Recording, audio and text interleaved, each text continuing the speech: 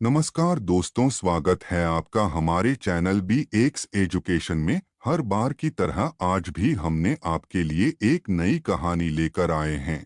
इस कहानी में भाग्य बड़ा है या कर्म, यह जानने की कोशिश करेंगे। दोस्तों, अगर आप चैनल पर नए हैं तो प्लीज चैनल को लाइक और सब्सक्राइब जरूर करिएगा।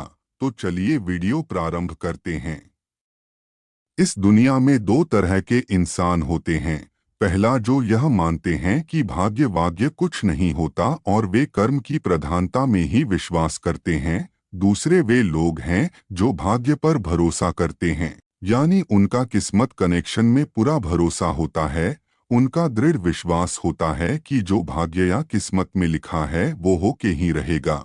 यानी इंसान कर्म और भाग्य की दो धुरियों में घूमता रहता है और अंततः दुनिया से अलविदा हो जाता है। आज का युवा भी यही सोचता है कि बिना कुछ किए ही उसे वह सब कुछ मिल जाए जो वह चाहता है।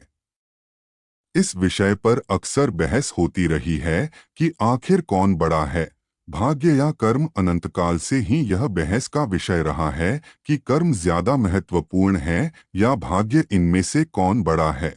जब अर्जुन ने कुरुक्षेत्र में अपने स्वजनों को युद्ध के लिए अपने सामने खड़ा पाया तो उसका शरीर शिथिल हो गया, हाथों से धनुष छूट गया, प्राणहीन मनुष्य के समान धरती पर गिर गया। तब श्री कृष्ण ने उसे गीता के कर्म ज्ञान का उपदेश दिया। भगवत गीता में श्री कृष्ण भी अर्जुन से कर्म करने की ही बात कहते हैं, अर्जुन को कर्म करने का ही उपदेश देते हैं। श्री कृष्ण कहते हैं कि हे अर्जुन, राज्य तुम्हारे भाग्य में है या नहीं ये तो बात की बात है, परंतु युद्ध तो तुम्हें पहले लड़ना ही होगा। तो आइए अब उस कहानी की शुरुआत करते हैं जिसमें कर्म और भाग्य की बहुत बड़ी सीख छिपी हुई है। एक जंगल के दोनों ओर अलग अलग राजाओं का राज्य था और उसी जंगल में एक संत महात्मा निवास करते थे जिन्हें दोनों राजा अपना गुरु मानते थे।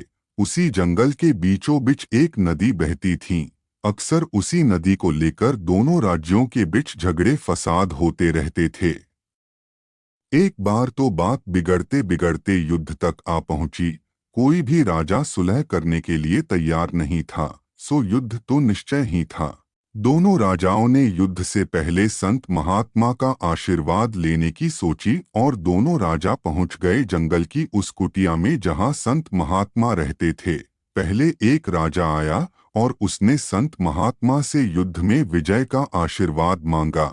संत महात्मा ने कुछ देर उस राजा को निहारा और कहा कि राजन, तुम्हारे भाग्य में जीत नहीं दिखती, आगे ईश्वर की मर्जी। यह सुनकर पहला राजा थोड़ा विचलित तो हुआ, फिर उसने सोचा कि यदि हारना ही है तो पूरी ताकत से लड़ेंगे, परंतु यूं ही हार नहीं मानेंगे, और अगर हार भी गए तो हार को भी औरों के लिए उदाहरण बना देंगे, परंतु आसानी से हार नहीं मानेंगे। यह कहकर राजा संत महात्मा को प्रणाम कर वहां से चला गया। दूसरा राजा भी जीत का आशीर्वाद लेने संत महात्मा के पास आया। उसने भी संत महात्मा के पैर छुए और विजय श्री का आशीर्वाद मांगा। महात्मा ने उसे भी कुछ देर निहारा और कहा कि बेटा, भाग्य तो तुम्हारे साथ ही है। यह सुनकर राजा का खुशी का ठिकाना नहीं था और वापस जाकर निश्चिंत हो गया, जैसे कि उसने युद्ध ही जीत लिया हो। अंततः युद्ध का दिन आ ही गया। दोनों सेना एक दूसरे के आमने सामने आ पहुंची और युद्ध का बिगुल बज गया। युद्ध प्रारंभ हो चुका था। एक तरफ की सेना यह सोचकर लड़ रही थी कि चाहे किस्मत में हार हो पर हम हार नहीं मानेंगे, हम अपना सर्वश्रेष्ठ कोशिश करेंगे और अपनी पूरी ताकत लगा देंगे। वहीं दूसरी तरफ की सेना एक निश्चिंत मानसिकता के साथ लड़ रही थी कि युद्ध में तो हमें ही जीतना है, तो घबराना कैसा। लड़ते लड़ते दूसरी सेना के राजा के घोड़े के पैर का नाल भी निकल गया और घोड़ा लड़खड़ाने लगा, पर राजा ने ध्यान ही नहीं दिया, क्योंकि उसके दिमाग में एक ही बात चल रही थी कि जब जीत मेरे भाग्य में है तो फिर किस बात की चिंता। कुछ ही क्षण बाद राजा का घोड़ा लड़खड़ा कर गिर गया, जिससे राजा भी जमीन पे गिर पड़ा और घायल हो गया। वह दुश्मनों के बीच घिर गया, पहले राजा के सैनिकों ने उसे बंधक बना लिए एवं उसे अपने राजा को सौंप दिया। युद्ध का निर्णय हो चुका था। युद्ध का परिणाम बिल्कुल संत महात्मा के भविष्यवाणी के विपरीत था। निर्णय के बाद महात्मा भी वहां पहुंच गए। अब दोनों राजाओं को बड़ी जिज्ञासा थी कि आखिर भाग्य का लिखा बदल कैसे गया।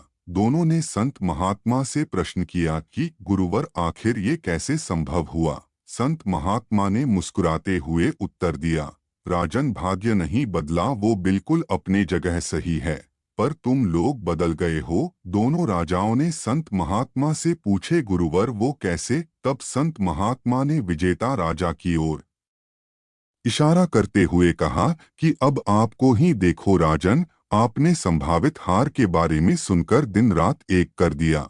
सब कुछ भूलकर आप अच्छी तैयारी में जुट गए, यह सोचकर कि परिणाम चाहे जो भी हो पर हार नहीं मानूंगा।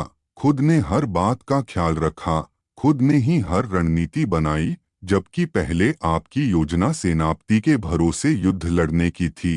अब संत महात्मा ने पराजित राजा की ओर इशारा करते हुए कहा कि राजन, आपने तो युद्ध से पहले ही जीत का जश्न मनाना शुरू कर दिया था। आपने तो अपने घोड़े की नाल तक का ख्याल नहीं रखा।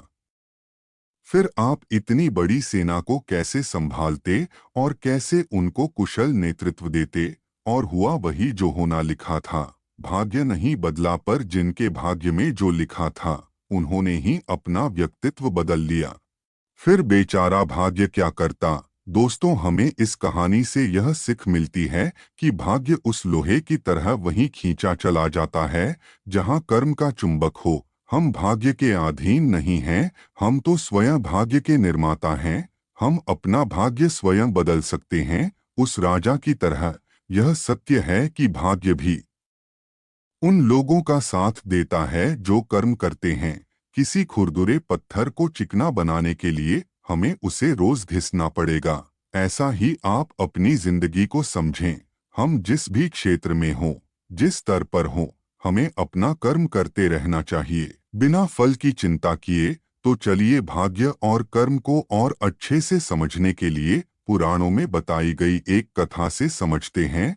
एक बार देवर्षि नारद वैकुंठ धाम गए।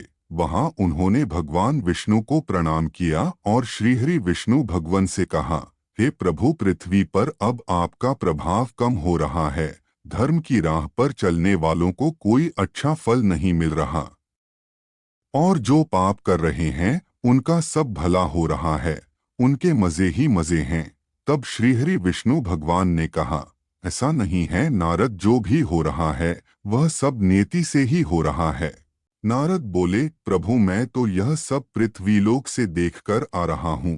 पापियों को अच्छा फल मिल रहा है और भला करने वाले, धर्म के रास्ते पर चलने वाले लोगों को बुरा फल मिल रहा है। श्री विष्णु भगवान ने कहा, नारद, कोई ऐसी घटना बताओ जो तुमने देखा हो। तब नारद जी ने कहा, अभी मैं पृथ्वीलोक के एक जंगल से आ रहा हूँ। मैंने देखा कि वहां एक गाय दलदल में फंसी हुई थी। कोई उसे बचाने वाला नहीं था। तभी एक चोर उधर से गुजर रहा था। वह चोर गाय को फंसा हुआ देखकर भी रुका नहीं, बल्कि वह उस पर पैर रखकर दलदल लांघकर आगे निकल गया। आश्चर्य तो तब हुआ जब आगे जाकर उस चोर को सोने की मोहरों से भरी एक थैली मिली। थोड़ी देर बाद वहां से एक वृद्ध साधु गुजरा। उसने उस गाय को दलदल में फंसा देख उसको बचाने की पूरी कोशिश की। साधु ने अपने पूरे शरीर का जोर लगाकर उस गाय को बचा लिया। लेकिन मैंने देखा कि गाय को दलदल से निकालने के बाद वह साधु जब कुछ दूर आगे गया तो एक गड्ढे में गिर गया। हे प्रभु, अब आप ही बताइए यह कौन सा न्याय है। देवर्षि नारद की पूरी बात सुनने के बाद श्री हरि बोले, यह तो सही हुआ नारद। जो चोर गाय पर पैर रखकर भाग गया था उसकी किस्मत में तो पहले से ही एक थैली भर सोने की मोहरें मिलनी थी, लेकिन उसके इस पाप के कारण उसे केवल कुछ मोहरें ही मिली। नारद बोले, किंतु प्रभु, बेचारे उस साधु ने तो कोई पाप नहीं किया था, फिर उसे गड्ढे में गिरकर मृत्यु क्यों मिली। तब श्री विष्णु भगवान ने नारद को समझाया, नारद, उस साधु को गड्ढे में इसलिए गिरना पड़ा क्योंकि उसके भाग्य में उस समय बहुत ही कष्टदायक मृत्यु लिखी थी। लेकिन गाय को बचाने के कारण उसके पुण्य बढ़ गए और उसकी मृत्यु एक छोटी सी चोट में बदल गई, जिससे उसे मृत्यु के समय बहुत ही कम दर्द का आभास हुआ और वह स्वर्ग का भागी बना। तब जाकर नारद जी संतुष्ट हुए। इसलिए इंसान के कर्म से उसका भाग्य तय होता है। इंसान को कर्म करते रहना चाहिए, क्योंकि कर्म से भाग्य बदला जा सकता है। इस कहानी से हमें यह सीख मिलती है कि भाग्य और कर्म दोनों में तालमेल होना चाहिए। हालांकि भाग्य एक महत्वपूर्ण अंश है, लेकिन हमें अपने कर्मों पर भी ध्यान देना चाहिए। अगर हम सच्ची मेहनत करें, ईमानदारी से काम करें और सबका भला करने का प्रयास करें, तो हम भाग्य को भी बदल सकते हैं। इससे यह स्पष्ट है कि कर्म बड़ा है। दोस्तों, आपको यह कहानी भाग्य बड़ा या कर्म कैसी लगी? कृपया कमेंट के माध्यम से अवश्य बताएं, अपना सुझाव भी दें। तो मिलते हैं इसी प्रकार के अगले नए वीडियो में। तक के लिए जय हिंद, जय भारत।